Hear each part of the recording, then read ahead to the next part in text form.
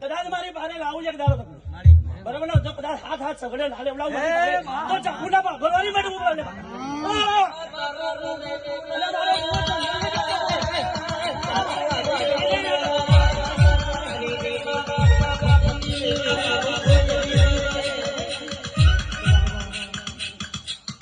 તમે એમ કહેતા વસ્તી છે મારી મેં ચામુંડી આલી ને